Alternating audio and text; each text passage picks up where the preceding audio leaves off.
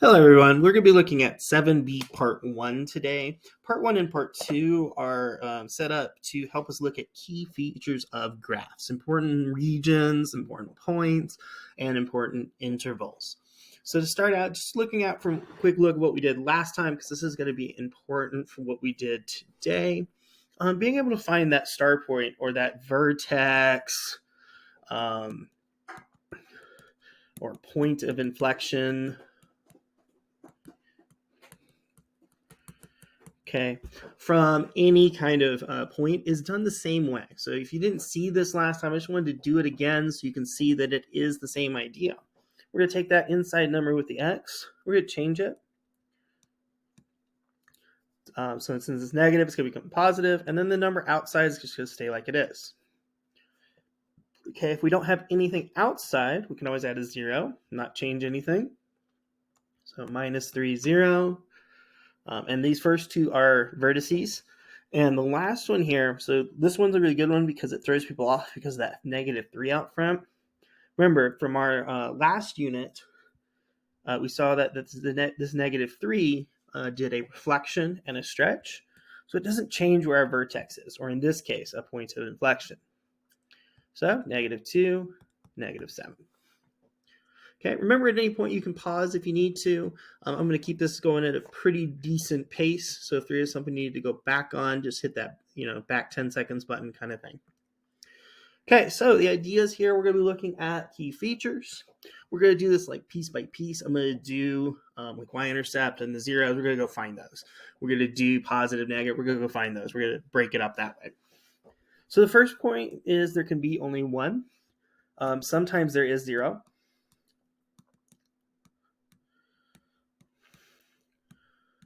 And these are written as points.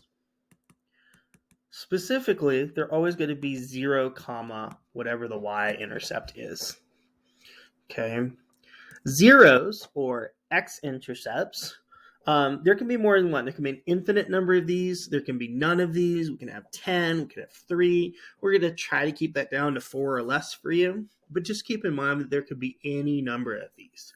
These are also written as points, specifically x, comma, 0. Okay, now let's go find these really quick before we look at the positive, negative, and the symmetries. So my y-intercept here is right here at 0, negative 3. And I have two x-intercepts, or two zeros, one at negative 1, 0, and one at 3, 0. Okay, again, this is nothing new. You should have done this before in Math 1, probably even 8th and 7th grade. You've seen this. Okay, a y-intercept here is at 0, 0. Now this one is a little tricky. Most students are pretty cool with, okay, minus 4 plus 4. So minus 4, 0, 4, 0. But we also have an x-intercept at 0, 0. I will go ahead and tell you, if you have 0, 0 as one of your points there, it's going to be the other one as well. Okay, continuing on. Looking here, I've got a y-intercept at 0, 2. And I've got an x-intercept, or really a 0 because it doesn't really intercept. But it does touch at negative 4, 0. Okay, and then on our last graph here, we've got a y-intercept at 0, negative 4. And we've got zeros at here, here, here, and here. So we got a bunch here. That's fine. So negative 4, 0. Negative 2, 0. 2, 0. And 4, 0. Okay, oops. And again, I did this section slightly fast because, again, this is something that you should have seen before. Okay, the next part is what we call intervals. Now, this is where it does get a little bit trickier. Okay, so we want to be really careful with how we're defining things here. So first off, we're talking about the x values. This is going to be very, very important. Most of the times when I see students struggling with this is they're trying to use the y values, especially once we get to 7b part 2. Okay, but it's the x values we care about. Now, at the top of your page, write this for interval notation. You may not have seen this before, so we want to add a little bit of extra definitions here. We use a parentheses when we do not include. Okay, and I'll explain what that means in a second. We use a bracket when we do include. Okay, and we use a U or a union when we want to link multiple intervals. Okay, but it's the idea of we want to find on a graph the areas that are positive, meaning the areas that are up here. Okay, whereas for negative, same idea, but the areas that are below the x-axis. So it's just based on the x-axis, okay? But we're talking about the x's. So what do we mean by that? Well, if I go to here, okay, and I kind of highlight off those sections again, okay, well, this part is positive. It's above the x-axis. This part is positive. It's above the x-axis. And this part is negative. Okay, actually, I'm going to move all of this down just a little bit. You'll see why in a second. Hopefully it moves nicely for me. Oops, that's not going to be happy. Yeah, I shouldn't have done that.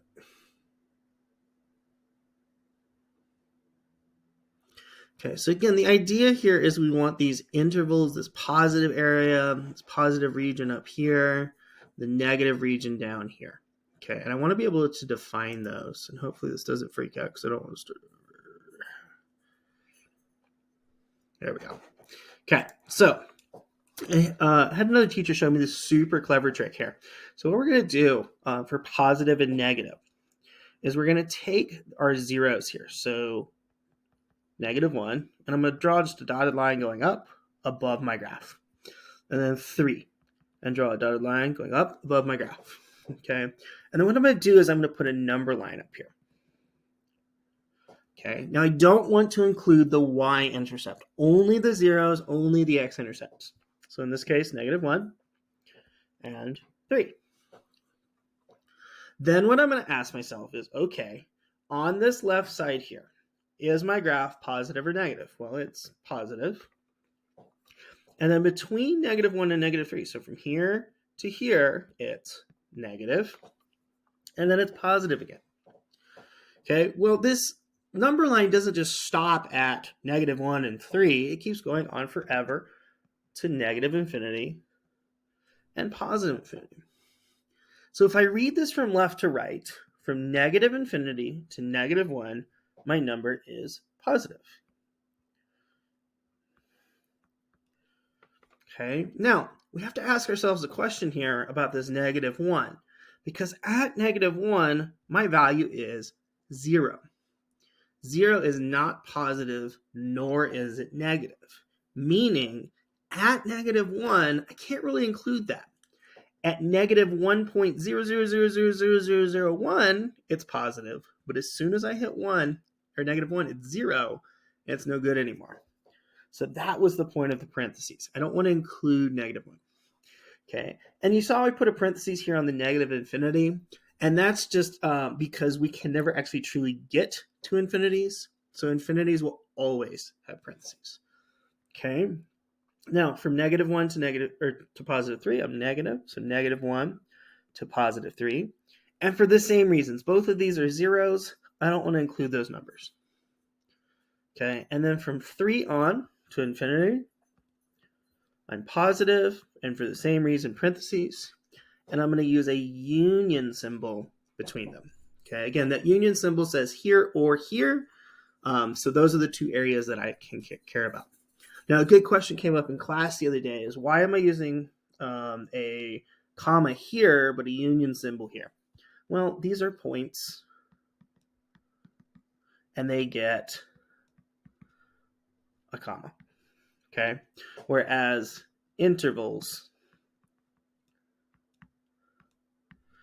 get a union, okay? It's just notation in math. It's one of those things in math that we just do. Okay, continuing on, using the same ideas. Again, I'm going to move these down. I'm going to use the mouse this time, so hopefully it won't freak out. Just so I have space for that number line up top. Okay, so I'm going to draw those lines going up again. Boop, boop, boop, boop, boop. Boop, boop, boop. Okay, and I know I said before not to do it on the y-intercept, but I'm not. I'm doing it on the 0 because there is a 0 there. And then boop, boop, boop, boop. Okay, so I get my number line here at -4, at 0, and +4. Okay, so if I highlight off my areas here, I've got a negative region here, and I've got a positive region here and here.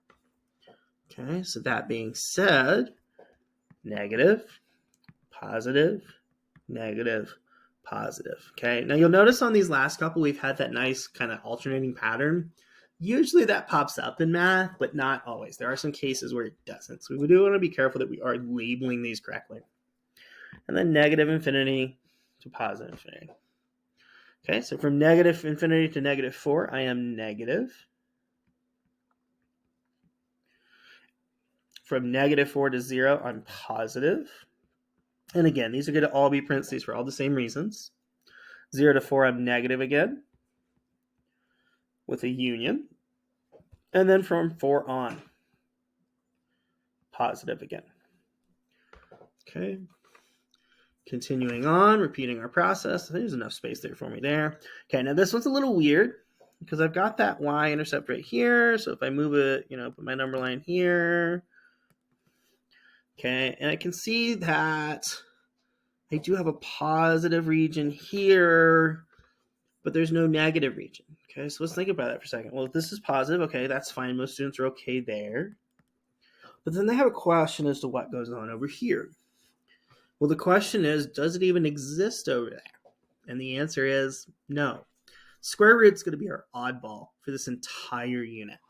Okay, so just be aware that the square root does some funky things sometimes, and it doesn't always play as nice as we would like it to. So because of that, just be careful with that. Just keep that in mind as you're working through these.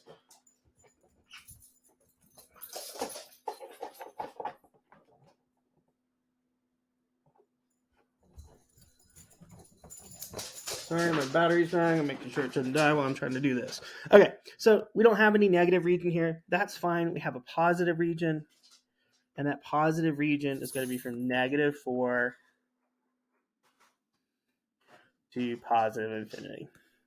Okay, and the negative region, it just does not exist. There isn't one. Okay, last one here. This one's fine. Okay, again, we'll go up. We'll go up.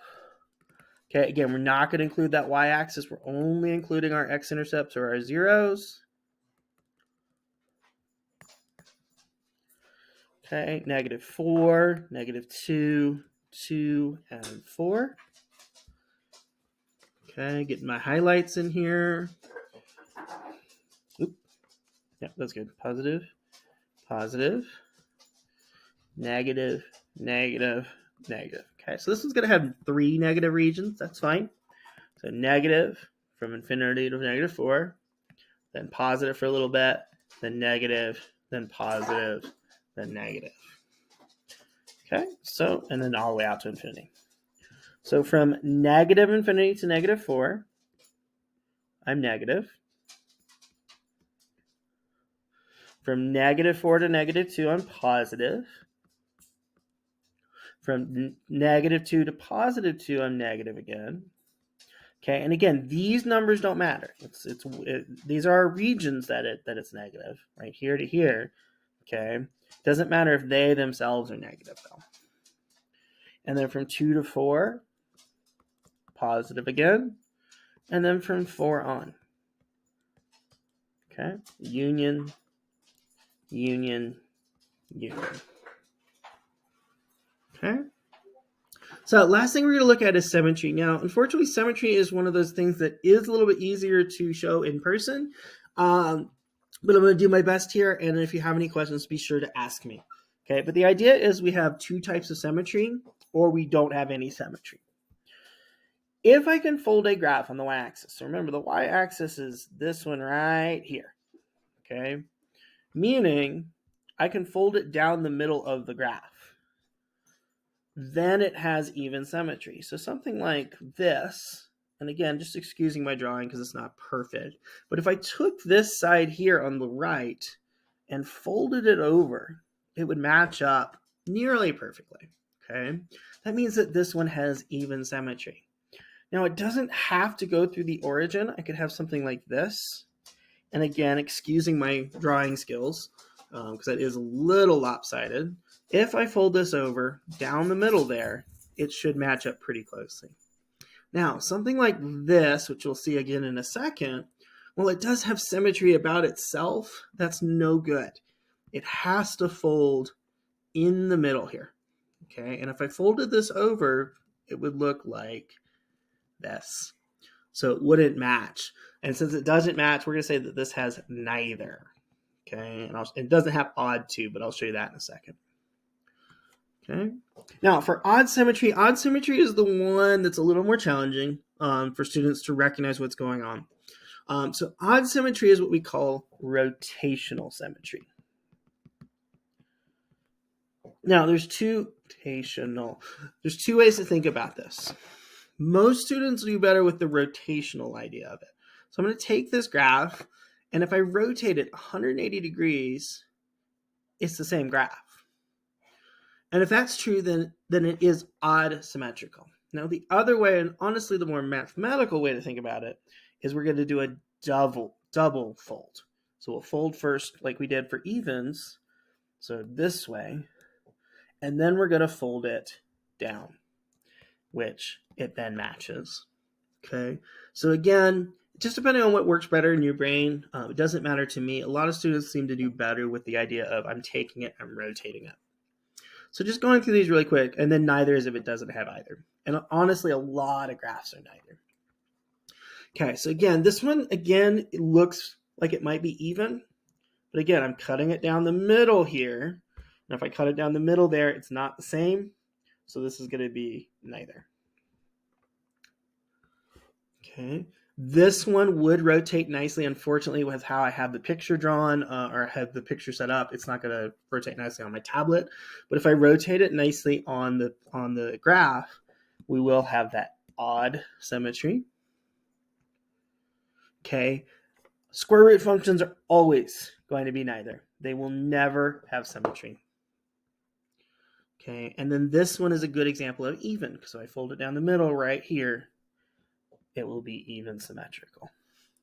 Okay, there is a part 2 to this where we're going to go through the other key features, but you have now a basis of what points and interval notation looks like. That's definitely going to help there.